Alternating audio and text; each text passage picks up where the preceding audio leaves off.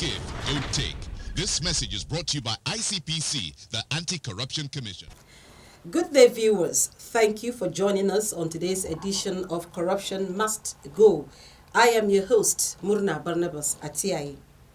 The 4th National Summit on Diminishing Corruption in the Public Sector, held recently with the theme Corruption and the Education Sector.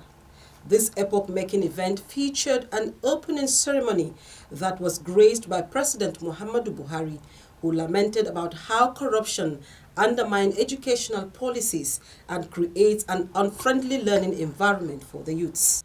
The chairman of ICPC, Professor Bolaji Owasonye, SAN, in his speech at that event, said corruption in the education sector was stealing the future of Nigeria and needed to be addressed urgently. To address the different dimensions of corruption bedeviling the education sector, there was a panel of intellectuals who discussed extensively on the subject matter and also preferred solutions. The focus for today is the panel discussion of the summit, which was moderated by Kingsley Osadolo. Stay with us.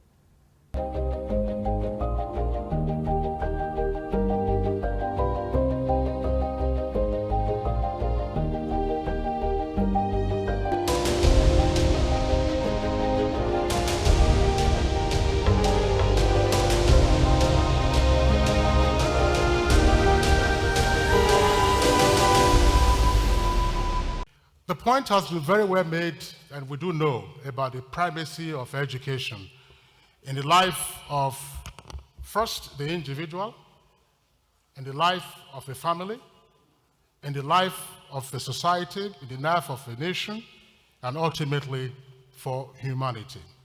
And the primary concern that warrants the subject matter for this year's summit has to do with the less than salutary returns that we are getting from our education sector on account of the corrupt tendencies that are pervasive. We heard the keynote speaker at this event, that's Professor Atahiru Jega, pinpoint some of those issues in the tertiary sector. But we recognize that there are bigger challenges, as he also drew our attention to the basic level and also at the secondary level where the subnational entities are usually in charge. I think that perhaps we have not sufficiently recognized corruption in the education sector as grand corruption. We seem to regard the petty incidents of corruption in the education sector as belonging to aspects of petty corruption. But if you were to have an aggregate of the many incidents, unsalutary and unsavory incidents of corruption in the education sector, then you will recognize that, of course, what we are dealing with is grand corruption. And the consequences are there for all of us to see. The consequences are there because it is whole of society consequence. When, for instance, infrastructure is not provided, when substandard equipment are not provided, substandard equipment are provided, when facilities are not in the first instance even available for students to learn, it means that ultimately we are stealing the future life of those persons who ordinarily would have benefited from the system. Attention has been drawn to UBEC. For many years, it was the case that a number of states were unwilling to pay their counterpart fund. And even when they paid the counterpart fund and then received the matching grant from UBEC, what is it that they did with the funds? I know that underfunding has been a scapegoat, as it were, of the education sector. But one question, and I think the president also drew attention to that, is what value are we getting at the moment for the amounts that we are spending on the education sector?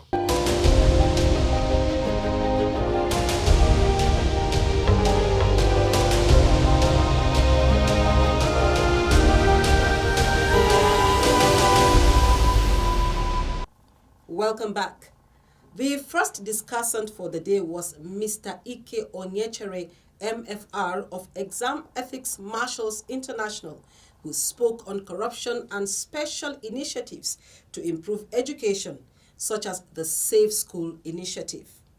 He opined that basic education had failed based on the available statistics of out-of-school children, which he said was at 20 million. He ascribed the spate of corruption in the education sector to lack of courage to report to relevant bodies by Nigerians. Take a listen. Very first problem, the very first challenge, the very issue, the question I asked myself is, why is there so much lack of courage? Because I think that is what all this is all about. And that is why I really commend the Professor Oloyede, who is heading JAMB, because what he has exhibited is tremendous courage. And I also commend ICPC, because we have heard all the things they are doing. So when you hear, even if you hear them talk, and what the ICPC chairman said is the issue. If you do this work the way it should be done, they will come after you. Is it in coming after you that we lack the courage? What about the issue of the magic centers? We have departments of private schools or quality control, people who are in charge of assessing some of these schools. But we know that more than half of our public schools, more than half of the private schools in this country, either directly or indirectly, serve as magic centers. Who approved them? And every year, some of the exam bodies will announce how many of these schools are magic centers and so on and so forth. The next year they announce and so on. Where is the closure? Where is the courage to go after them? Former spokesperson for ICPC, Mrs. Rashidat Aduni Okodwa MNI, speaking on corruption at primary and secondary schools, corrective measures said, amongst other things, that examination malpractice is the most prevalent form of corruption in schools, and the perpetrators include the parents in connivance with teachers. She went on to highlight corrective measures to include allocation and timely release of adequate funds to the sector, recognition of teachers and students who model integrity. Let's hear her. And for character and anti-corruption education, as mandated by the UNCAC, that's the United Nations Convention Against Corruption, we should intensify. That's why a point I wanted to make. Professor Jega said in the morning, he recommended that we should have a values curriculum. We already have it. ICPC had this done in 2004, which was then, that effort was proved by the National Council on Education, and since I think about 2008, we've had it in the schools, in the basic school system, across 8 or 9 subjects, thereabouts, So we should intensify the use of that, and there's a teacher's guide to help teachers, in the delivery of the curriculum. We should also have anti-corruption clubs. ICPC has many of those on ground. We should have more of them, but not just to form them, but to nurture them to become vibrant and play the role they're supposed to play. We're talking about examination malpractices. Well, when we have the wherewithal, because I know this means money, we need to install CCTV cameras if we want to reduce crime in any environment, and especially if we want to reduce examination malpractices. Let us have them in examination centers. And I also said, enforce the Examination Malpractices Act. There is actually a law in this country against examination malpractices. And that law prohibits cheating at examination, stealing of question papers, and so on and so forth. And it gives the examination bodies the power to withhold, suspend, or cancel the results of those who have been found, guilty of examination malpractice.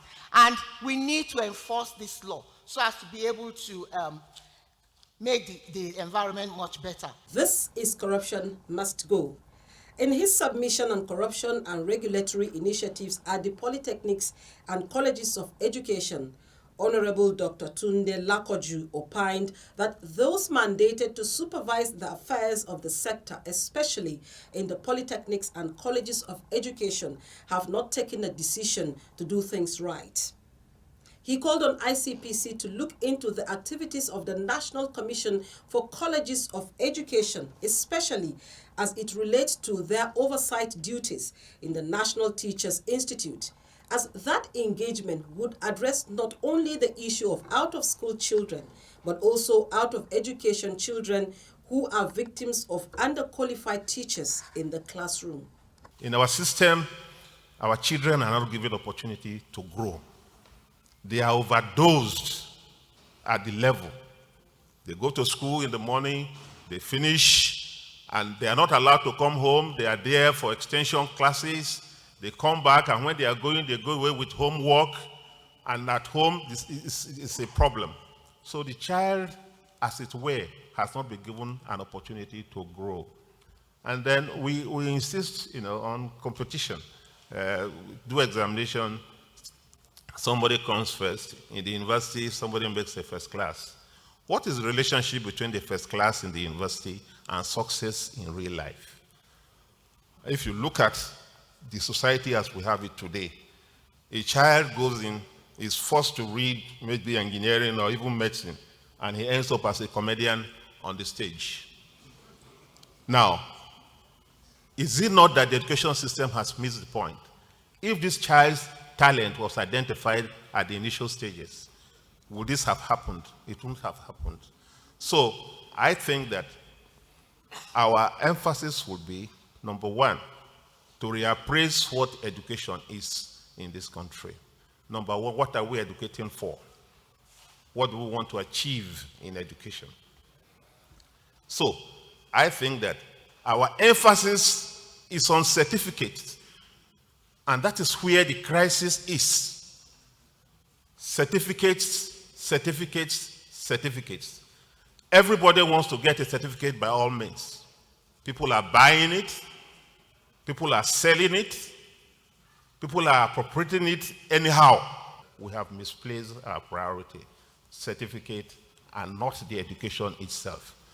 Now, coming back to what I want to share with ICPC. Now, the National Board for Colleges of Education, National Commission for Colleges of Education, has a mandate to supervise teacher production at the NCE level. Now, one of the institutions that NCCE has a mandate to also supervise is the NTI, the National Teachers Institute in Kaduna. I would like ICPC to take a critical look at that institution, and especially what the teachers, NCE teachers, it is producing for the Nigerian society. I visited a number of the study centers, and I saw what is happening. Now, there are two things we've been talking about. Out-of-school children is the major crisis we have, one of the major crises we have in Nigeria. But there's another concept that we fail to realize. Out-of-education children. There are children who are not out of school, but they are out of education. Because the teachers that are teaching them do not qualify, cannot help them. And these children are in crisis on a daily basis. And so, if you add the number of out-of-education children we have today in Nigeria with the out-of-school children we have, you can see the calamity that is in front of this country.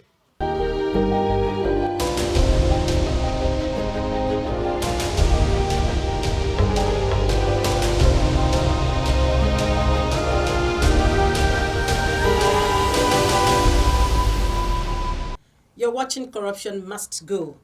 Discussing corruption at the university level and education regulatory challenges, Professor Ishak Oloyede of the Joint Admissions and Matriculation Board, JAMB, said that peculiar problems of the sector, such as degree mills, examination malpractice, academic fraud, admission to graduation racketeering, needed urgent attention. Professor Oloyede also mentioned some of the regulatory challenges to include challenges with reporting and detective mechanism, unhelpful cultural practices that lead to connivance, amongst others. Let's hear him. Types of corruption that are peculiar to the education and those that are external but affecting.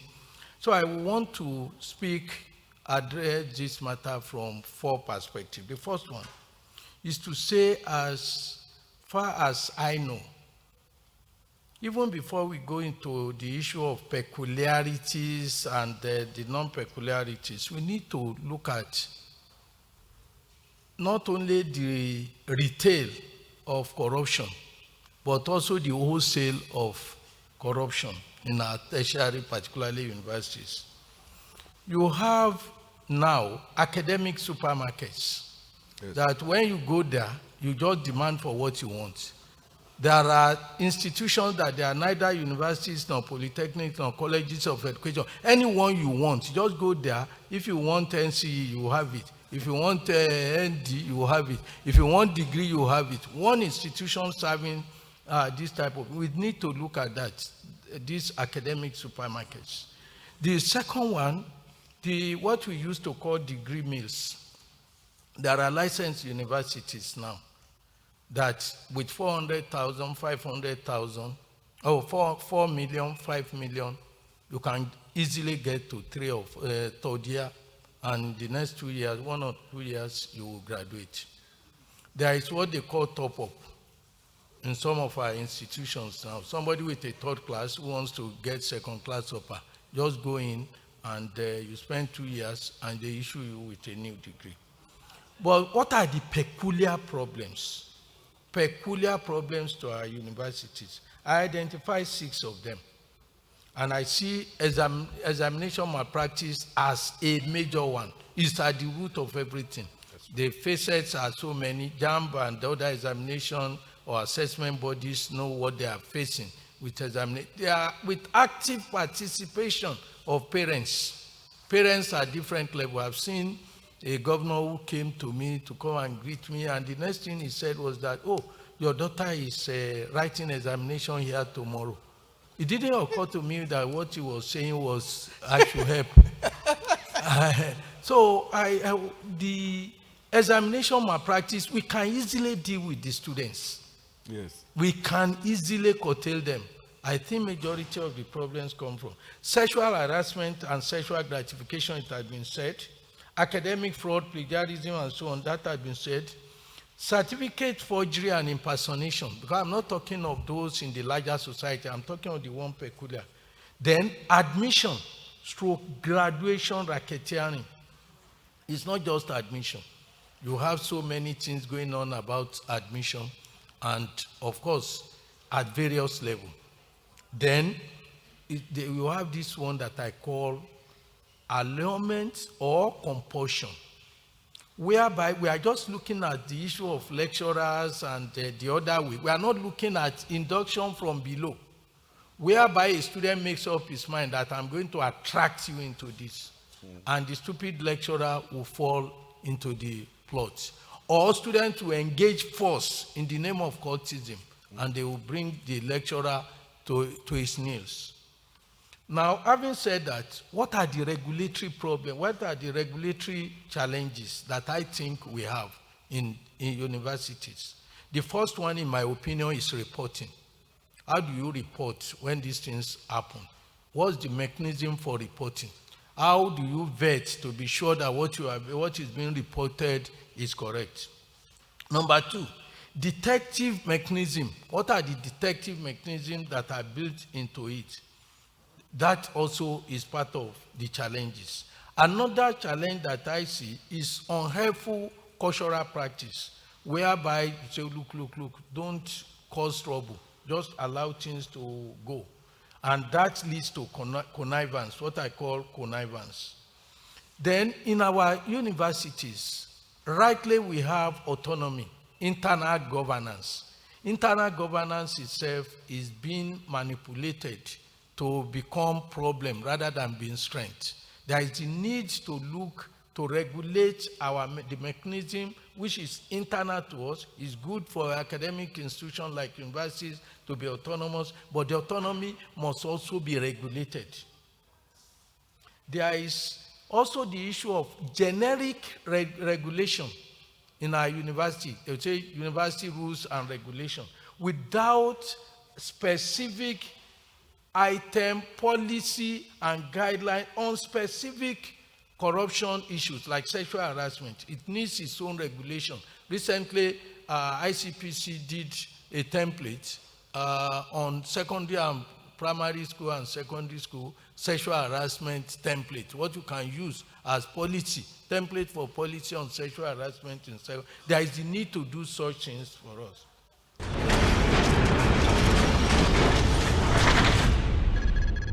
This is Corruption Must Go. Members of the audience also lent their voice to the discourse.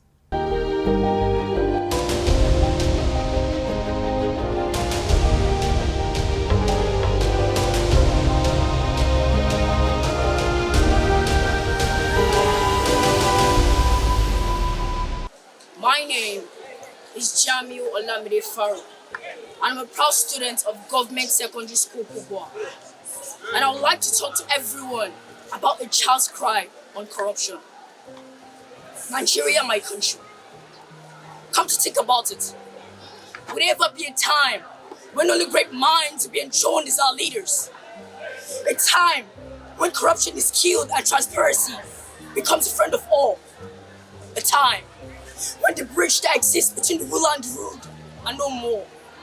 A time when the rope of purity, noise of kidnapping, armed robbery, money laundering, examination malpractices, Fulani headsmen and farmers clash, Boko Haram abducting our young girls and depriving them from going to school and becoming what they want to be, a place from our hearts. You see, sometimes people often ask me, why are you always so sad? I tell them I don't know, and truly I don't really know. I wake up every day and when I see the high rate of corruption in our nation, Nigeria, I feel so sad, unsettled, depressed, like it was so lucky to be given birth to in this nation. I'm afraid of this nation. I'm afraid of putting my guard down for the fear that I'll be judged for something I cannot control. I'm afraid that one day someone will wake me up and tell me, hey, you're from Congo Brazzaville. Come to think about it. Do you think I'd like to watch this nation fail? Do you really think I'd like to watch this nation fall in all of self, hate, shame and reproach? This is just a cry of a Nigerian child. Because there's a proverb that says, mother and motherland are greater than heaven. Therefore, taking this saying in mind, let's put more effort not to make this heaven even more heavenly. As a student, I have linked up Nigeria's backwardness and its underlying factors. This imposes as a difficult challenge if I am to promote my country. But as long as I stand firm and take my mind off the negative factors, I can be successful, yes, in completing my duties. See, many people in Nigeria keep asking myself this question, why? Because of their poor condition and settlement. I understand and believe that I should not even think of migrating to foreign countries, but help to make Nigeria a destination country for others. To achieve this, I must work hard. Not only me, we all must work hard. For the previous generation made Nigeria a good place for us to call home. And today, it is my generation's turn to make it even more better for the future generation to live in. That being said, I am not capable of doing it alone. Hence, everyone should take their part in it. I will try to help Nigeria in any way I can. For being a Nigerian, I must work hard, which hopefully one day will be beneficial to my motherland. See, slowly but surely, Nigeria will shine as the brightest star. Why? Because I played my path together with all my fellow citizens living in every nook and corner of Nigeria, giving it everything we had to offer to make our nation proud of us. We should always remember, we should never ever forget that the future started yesterday. We've got to hurry up. We need to hurry up, because I'm telling you, we are already late.